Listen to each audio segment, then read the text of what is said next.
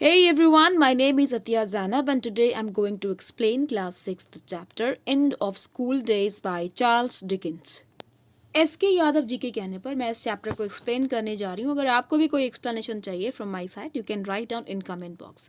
So without wasting time let's start end of school days.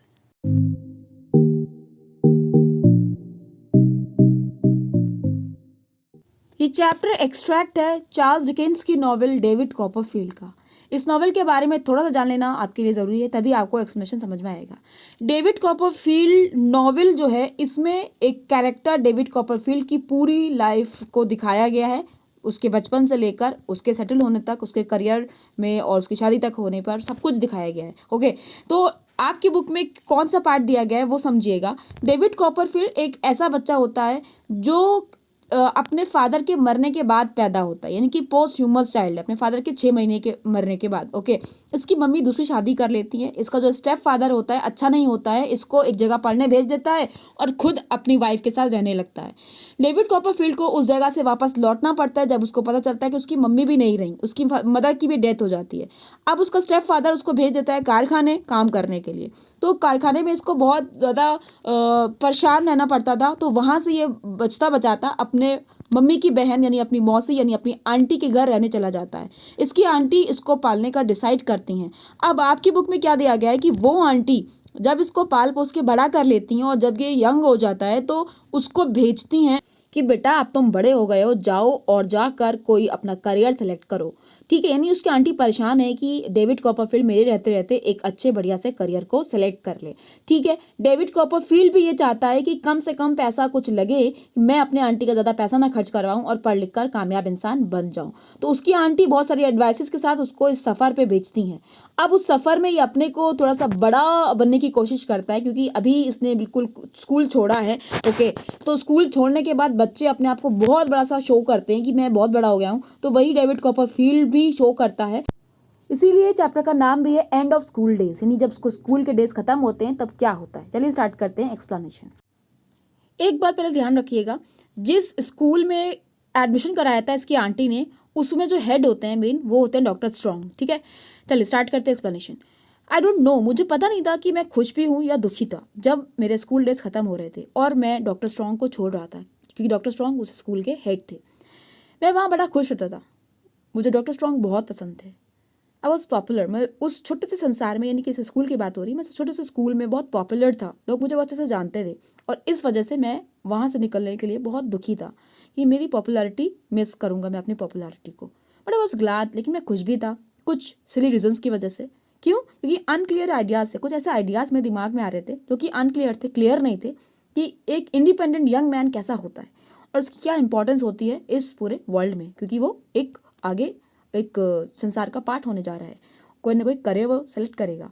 ठीक है, of the wonderful things that he can see in do, कि एक young man, independent young man क्या क्या कर सकता है, कितनी वंडरफुल थिंग्स वो कर सकता है और क्या क्या तरीके हो सकते हैं कि जिससे वो सोसाइटी को इम्प्रेस करे। ये सारी चीज़ें मेरे दिमाग को बहुत एक्साइट कर रही थी। These ideas influence my boyish mind, यानी कि जो मेरा अभी लड़कपन वाला जो दिमाग था उसमें यही सब चल रहा था। ओके, इतना ज़्यादा मेरे दिमाग में ये सब था। मुझे जब स्कूल मैंने छोड़ा तो मुझे रिग्रेट ही नहीं था, मतलब मुझे पछतावा हो ही नहीं रहा था। थोड़ा बहुत मैं दुखी था अपनी पॉपुलैरिटी को मिस करने के लिए, लेकिन मैं ज़्यादा रिग्रेट फील नहीं कर रहा था, पछतावा फील नहीं कर रहा था छोड़ने का। और मुझे ये भी नहीं याद है how I felt about living school, कि छोड़ते जाए मुझे लग कैसा रहा था, and I how left it, और मैंने कैसे उस स्कूल को छोड़ दिया। It did not leave a significant mark, significant मतलब इंपॉर्टेंट। मेरे दिमाग में कोई मेमोरी भी नहीं है अच्छी सी कि जो मैं याद कर पाऊँ। I suppose the beginning of a new life confuse me. मुझे लगता है कि इस वजह से मेरे दिमाग में कुछ मेमोरी नहीं बन पा रही थी, क्योंकि मैं एक नई लाइफ के बारे में बहुत ज़्यादा सोच रहा था कि कैसे होगी मेरी नई life. I know that my adolescent experience does not amount to much, यानी कि एडोलिसेंट एक्सपीरियंस का मतलब होता है कि जब एक इंसान एक चाइल्ड से एक एडल्ट में कन्वर्ट होता है, यानी अब वो एक करियर चुनने जा रहा था तो उसका दिमाग अब अडल्ट वाला हो रहा था। तो उसका जो एक्सपीरियंस था ये अडल्ट वाला, क्योंकि अभी अभी स्कूल से निकला है, इतना ज़्यादा एक्सपीरियंस उसके पास था नहीं। तो हालांकि मेरा जो एडोलिसेंट एक्सपीरियंस है ज़्यादा अभी नहीं था मेरे पास, and that life was more like a great fairy tale. और मेरी जो लाइफ होने वाली थी बड़ी सी ग्रेट फेरी टेल होने वाली थी, which was I just about to read, और मैंने उसको भी पढ़ने ही वाला था। यानी कि मेरी लाइफ अब कैसे होने वाली थी, ग्रेट एक बड़ी सी फेरी टेल होने वाली थी जिसको मैंने अभी पढ़ा ही नहीं था, मैं पढ़ने वाला था। मेरा जो करियर मैं चुनने वाला था उस पर मेरी आंटी और मेरी काफ़ी सीरियस डिस्कशंस भी हुए थे मेरे फ्यूचर को लेकर। 1 साल से और मोर या उससे ज़्यादा ही आई हैड ट्राइड, मैंने कोशिश की थी कि मैं एक बहुत ही बढ़िया आंसर उनको दे सकूं उनके उस ऑफ्ट रिपीटेड क्वेश्चन को। ऑफ्ट रिपीटेड मतलब ऑफन रिपीटेड, यानी अक्सर पूछे जाने वाले क्वेश्चन को। कौन सा क्वेश्चन वो करती थी मेरे से? What would you like to be, तुम क्या बनना पसंद करोगे? But there was nothing I particularly like, क्योंकि मेरे दिमाग में कुछ ऐसा था ही नहीं कि जिसको मैं पर्टिकुलरली पसंद करता था कि नहीं मैं डॉक्टर ही बनूंगा या मैं इंजीनियर ही बनूंगा। मेरे दिमाग में कुछ होता ही नहीं था। If I had known how to sail a ship, अगर मुझे ये आता होता कि एक शिप कैसे चलाई जाती है, तो मैं पूरे संसार को घूम सकता था और कुछ ना कुछ नई डिस्कवरी कर सकता था और ऐसी सुटेबल लाइफ में सोच सकता था अपने लिए, इस करियर को चुन सकता था कुछ डिस्कवरी करने लायक। Since that was not the case, लेकिन ऐसा कुछ था ही नहीं, यानी कि मुझे शिप सेल करना आता ही नहीं था। I decide to pursue something, pursue मतलब होता है फॉलो। मैंने कुछ फॉलो करना चाहा that wouldn't require her to spend too much money, कि मेरी आंटी का ज़्यादा पैसा खर्च ना हो। हाँ, बस एक बात मेरे दिमाग में थी कि मैं जो भी करूँ अच्छा करूँ, desire to do well in it, यानी कि बढ़िया करूँ चाहे कुछ भी हो वो। ट्रॉट माई डियर, अच्छा ये जो ट्रॉट है ये नाम है डेविड कॉपरफील्ड का। डेविड कॉपरफील्ड का पूरा नाम था ट्रॉटवुड डेविड कॉपरफील्ड, तो ट्रॉट इसका निक नेम है। उसकी आंटी कई बार कहती थी trot my dear, as this naughty point is still unsettled and is we must not make a mistake in our decision, यानी कि पूरी पूरी बात वो उसके करियर पे ही करती थी। एक मॉर्निंग क्रिसमस की सीज़न की जब मैंने स्कूल लेफ्ट किया, उन्होंने मेरे से बोला, मेरी आंटी ने मेरे से बोला, ये जो नॉटी पॉइंट है, ये जो नॉटी शरारती वाला नॉटी नहीं है, ये के साइलेंट है यहाँ पे। नॉटी का मतलब होता है कॉम्प्लिकेटेड और डिफिकल्ट सा टॉपिक। वो कह रही थी कि जो हम लोग टॉपिक जो बार बार छेड़ चुके हैं तुम्हारे करियर को लेकर, वो अभी भी सेटल नहीं हुआ है, तुमने मुझे कुछ जवाब ही नहीं दिया है। और मुझे लगता है कि हम लोग को जो डिसीजन, हम दोनों को मिलकर जो डिसीजन लेना चाहिए तुम्हारे करियर का, ओके, बहुत जल्दी में नहीं लेना चाहिए। इसको आराम से टाइम दो और सोचो। और उस दौरान तुम अपना जो स्कूल बॉय वाला दिमाग था तुम्हारा, उससे ना सोच के एक नए पॉइंट ऑफ व्यू से सोचो कि तुम क्या बनना चाहते हो। तो मैं उनको जवाब दिया मैंने, आई विल आंटी, हाँ हाँ ठीक है मैं डिसाइड करूँगा। उनकी आंटी फिर बोलती हैं, it has occurred to me, मुझे ऐसा लगता है that a little change, a glimpse of the world outside, कि अगर इंसान को थोड़ा सा चेंज मिले और बाहर का जो वर्ल्ड है उसका थोड़ा सा उसका झलक देखने को मिले, ग्लिम्स मतलब झलक देखने को मिले, इस सबसे में help you make up your mind, इससे तुम्हारा दिमाग बन सकता है, तुम पसंद कर सकते हो कि तुम कौन से फील्ड को अपनाना चाहते हो।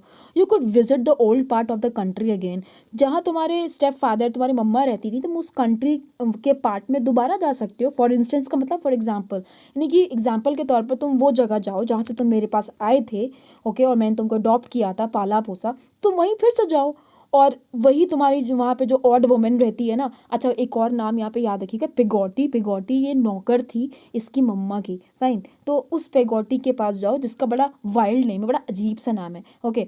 मेरी आंटी ने अपने नाक को रब करते हुए बोला, for she couldn't forgive Peggotty for having a strange name like that. मेरी आंटी को बिल्कुल पसंद नहीं था उसका ये नाम पेगोटी, ओके। तो जब मेरी आंटी ने मुझसे बोला कि उस पार्ट में चले जाओ, तो मैंने आंटी को जवाब दिया, of all things in the world aunty I should like it best, यानी कि वो जो पार्ट है ना वो मेरे को बहुत पसंद है, ओके। आंटी ने जब ये सुना कि वो जगह इसको पसंद है, तो आंटी ने जवाब दिया, that's lucky for I should like it too. हाँ, तुम काफ़ी लकी हो कि मुझे भी वो जगह बहुत पसंद है, and it's natural and wise that you should like it. और ये नेचुरल सी बात है, काफ़ी लोग उस जगह को पसंद करते हैं, वो करियर ओरिएंटेड जगह है, वहाँ पे समझ में आता है कि क्या करना चाहिए और तुम इसको पसंद भी करना चाहिए। एंड आई एम श्योर, मुझे ये भी यकीन है कि तुम वहाँ जाके जो भी चुनोगे ट्रॉट, वो भी नेचुरल एंड वाइज होगा। नेचुरल एंड वाइज का मतलब कुछ ऐसा करोगे जनरली लोग करते हैं, यानी जो नेचुरल और वाइज होगा। ऐसा नहीं करोगे कि कोई ऐसा करियर मत चुन लेना जो कि काम ही का ना हो, ओके। तो आंटी को जवाब देता है David Copperfield, I hope so, मुझे भी ऐसे उम्मीद है कि हाँ मैं वहाँ जाके कुछ ना कुछ तो चूज़ कर ही लूँगा, okay. But what I want you to be is a firm fellow, a fine and firm fellow. यानी उसकी आंटी कहती हैं, देखो बेटा एक बात सुनो, तुम जो कुछ भी बनना मेरे ट्रॉट, एक फर्म फेलो बनना, एक ऐसा इंसान जो स्ट्रांग हो, जिसके डिसीजन स्ट्रांग हो, ओके। यानी कभी कुछ कर रहा है कभी कुछ कर रहा है, अपना एक स्टडी ओरिएंटेड बनना करियर को लेकर, ओके। अपनी खुद की तुम्हारी विल होना चाहिए, इच्छा होना चाहिए, रिजोल्यूशन, तुम्हारे कुछ प्लान्स होने चाहिए, तुम्हें करना है क्या है, डिटर्मिनेशन, उसको पाने की तुम्हारे अंदर इच्छा होनी चाहिए। और तुम्हारे कैरेक्टर के अंदर वो ताकत होनी चाहिए that can not be influence, जिससे मतलब कोई भी कुछ भी रास्ते में आ जाए तो वो इन्फ्लुएंस ना होने पाए तुम्हारी स्ट्रेंथ की। पता चला तुम्हें कहीं भी फेलियर मिल गया तो तुम उम्मीद खो दो, नहीं ऐसा मत करना। Okay, except for good reason by anyone और एनीथिंग, यानी कोई भी रीज़न तुम्हारे सामने आ जाए तुम्हें वो इन्फ्लुएंस नहीं करना चाहिए। That's what I want you to be, मैं तुम्हें ऐसे ही देखना चाहती हूँ मेरे Trot. That's what your father and mother might both have been, जैसे कि तुम्हारे मम्मी पापा थे। हेवन नोस, जब वो लास्ट की बात बोलती हैं तुम्हारे मम्मी पापा थे तो उनको वो याद आ जाता है कि कैसे उसकी मामा ने दूसरी शादी कर ली थी और उसके फादर पहले से डेथ हो गई थी उसकी, तो वो आगे लगा देती थी। गॉड नोस, भगवान जाने। I told her that I hoped I would be what she wanted me to be, मैंने उनको ये उम्मीद दिलाई कि हाँ मैं वैसे ही करूँगा जैसा कि आप चाहती हैं। ओके, अब वो अपनी बात को कंप्लीट नहीं कर पाई थी भी, और आगे कहती हैं कि तुम्हारा कुछ डिटर्मिनेशन होना चाहिए, स्ट्रेंथ होना चाहिए कैरेक्टर में, और एक फर्म फेलो होना चाहिए। ओके, क्यों होना चाहिए? So that you may begin to rely on yourself, इस वजह से ताकि तुम खुद पे भरोसा कर पाओ, and to act for yourself, और अपने लिए काम कर पाओ। I shall send you on your trip alone, I did think of asking mister Dick to go with you. अब आगे वो अपना टॉपिक चेंज करती हैं, ये सब तो उसके एडवाइजेस दे रही थी, अब आगे थोड़ा सा उसको रास्ते के लिए बताती हैं कि मैं तुमको इस ट्रिप पर अकेले ही भेजना चाह रही हूँ। मैंने सोचा था, आई डिड थिंक, मैंने सोचा था कि मिस्टर डिक को तुम्हारे साथ कर दूँ। अच्छा, ये मिस्टर डिक कौन है? ये मिस्टर डिक एक मेंटली सिक इंसान है, यानी कि वैसे तो सही है, थोड़ा सा इनका दिमाग घूम जाता है कभी कभी। इसको पनाह दी है इन्होंने अपने घर में आंटी ने एज अ नौकर, यानी वो नौकर है, काम करता है। इसको ये उनको तरस खा के रख भी लेती हैं उसको, क्योंकि वो मेंटली इल होता है। ठीक है, मैंने तो चाहा था कि मिस्टर डिक को तुम्हारे साथ भेज दूँ ऑन सेकेंड थॉट, लेकिन मैं दोबारा मुझे ख्याल आया कि मैं उनको अपने ही देखभाल के लिए घर में रख लेती हूँ, मेरा काम करेगा वो, नौकर की तरह तो रखती थी उसको। Mister Dick looked a little disappointed, पहले तो मिस्टर डिक बड़ा डिसअपॉइंट हुए कि उसको डेविड कॉपरफील्ड के साथ जाने नहीं दे रही हैं ma'am, until the pride and honour of taking care of the most wonderful woman in the world made him cheerful again, यानी कि जब तक उसको डिसअपॉइंटेड रहा, जब तक उन्होंने अपनी आगे की बात नहीं कह दी कि मैंने सोचा कि अपने लिए रख लूँ, यानी इस बात से कि एक वंडरफुल वुमेन की देखभाल के लिए वो यहाँ रुकेगा, तो उस दोबारा से वो खुश हो गया। Okay, my aunty gave me a generous sum of money, generous sum मतलब एक गुड अमाउंट ऑफ मनी दिया मेरे को आंटी ने, एंड अ पोर्टमोंटो, पोर्टमोंटो कहते हैं एक सूटकेस को जो 2 पार्ट्स में खुलता है, and a loving goodbye, और मेरे को गुड बाय बोला। At the time of living, यानी जब मैं उस जर्नी के लिए निकल रहा था, उन्होंने मुझे कुछ अच्छी एडवाइस दी और कुछ किस विस किए मेरे को विदा करते वक्त। शी सेड, उन्होंने कहा कि since her wish was that I should take care of myself, क्योंकि उनकी इच्छा थी कि मैं अपनी देखभाल करूं और अपने बारे में सोचूं, तो मुझे कुछ दिन लंदन में स्टे करना चाहिए अगर मैं चाहूँ, यानी कि अगर डेविड कॉपरफील्ड चाहेगा तो ऐसा पॉसिबल हो सकता है कि वो लंदन में जाके थोड़े दिन रुके और वहाँ अपने बारे में सोचे। Okay, She said I could do it either on my way to Suffolk or when returning. Suffolk एक जगह है इंग्लैंड की जहाँ पे ये जाना चाह रहा था। ओके, तो मेरे आंटी ने बोला था कि या तो तुम जाते में, सफोक जाते में कर सकते हो ये काम, लंदन में स्टे करना, या लौटते में। So I was free to do, और यानी कि मैं आज़ाद था इस चीज़ के लिए। आई wished for about a month, और 1 महीने मुझे ऐसा करने की इजाज़त दी गई थी। She said no other condition, उन्होंने कोई और कंडीशन नहीं रखी थी apart from the advice to look after myself, सिर्फ इस कंडीशन के अलावा कि मैं अपनी देखभाल करूँ जहाँ भी रहूँ और अपने बारे में सोचूं, यानी कि डिसाइड करूँ कि मुझे क्या करना है। एंड अ प्रॉमिस, और उन्होंने मुझसे प्रॉमिस लिया था कि मैं हफ्ते में 3 दिन उनको ज़रूर लिखूंगा, लेटर लिखूंगा, उनको बताता रहूँगा हाउ आई वॉज डूइंग, कि मैं यहाँ कैसे चल रहा है मेरा सब कुछ।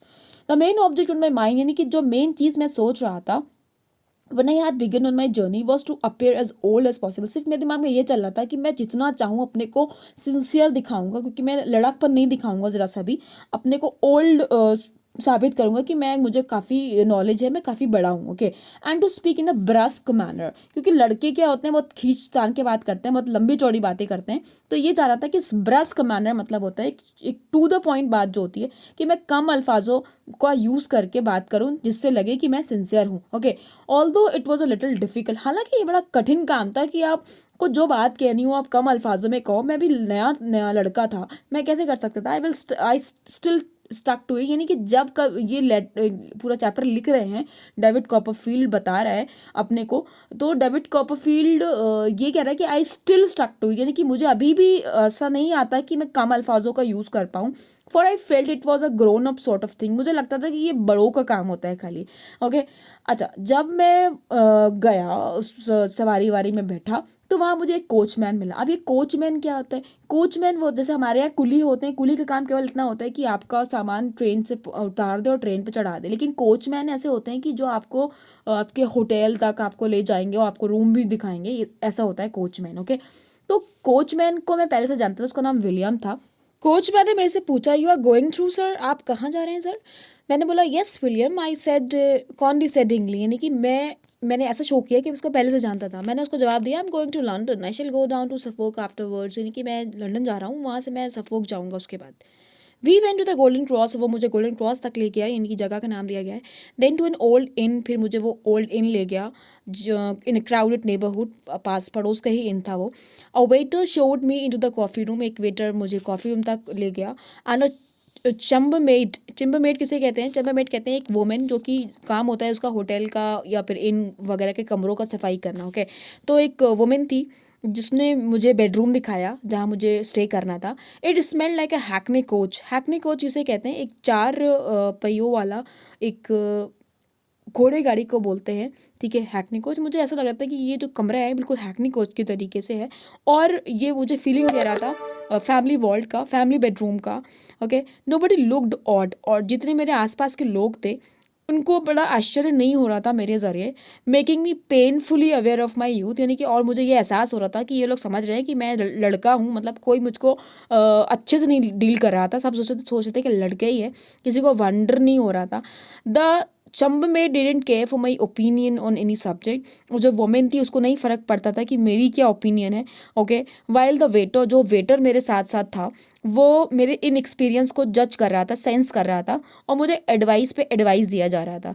और वेटर ने मेरे से बोला, well now what would you like for dinner, आप डिनर में क्या लेना पसंद करेंगे? Young gentleman like poultry in general, और जो यंग जेंटलमैन होते हैं ज़्यादातर वो पोल्ट्री पसंद करते हैं। पोल्ट्री का मतलब होता है meat of birds like chickens ducks, यानी कि बर्ड्स और डक्स का जो मीट होता है ये खाना पसंद करते हैं। हैव अ फाउल, ऐसा करिए आप फाउल को ट्राई करिए। फाउल एक तरीके की चिड़िया होती है जिसका मांस खाया जाता है। Fine, I told him as impressively as I could that I wasn't in the mood for a fowl, यानी मैंने जितना इम्प्रेस करने की कोशिश करी पूरी कर डाली, और मैंने बोला मेरा मूड नहीं है फाउल खाने का। ओके आरंट यू, बेटा बड़ा चौंक जाता है।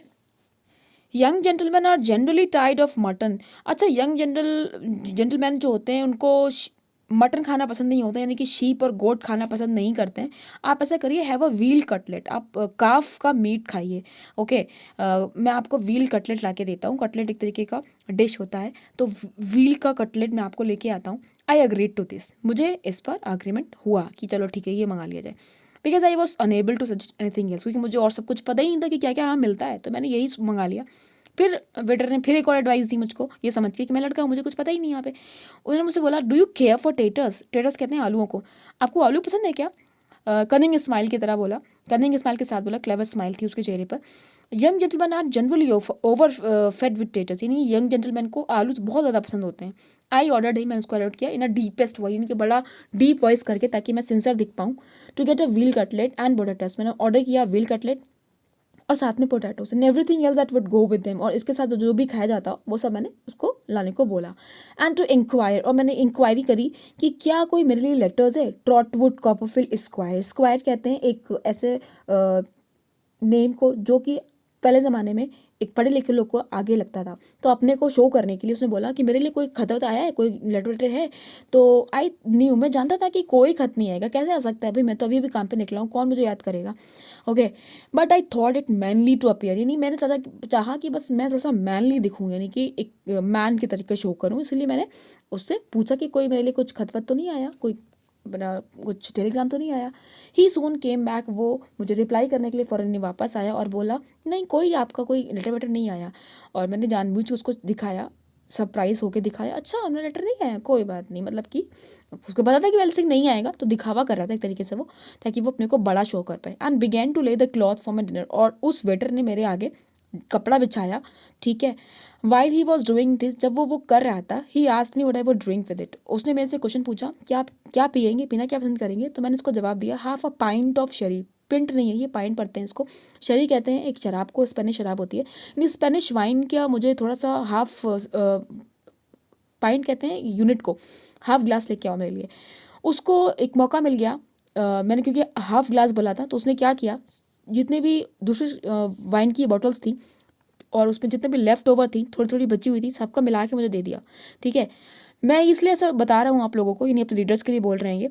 While I was reading the newspaper, जब मैं न्यूज़पेपर पढ़ रहा था तो मैंने उसको वुडन पार्टीशन जो हमारे उसके बीच था, उससे मैं झाँक के उसको देखा था कि वो कर क्या रहा है।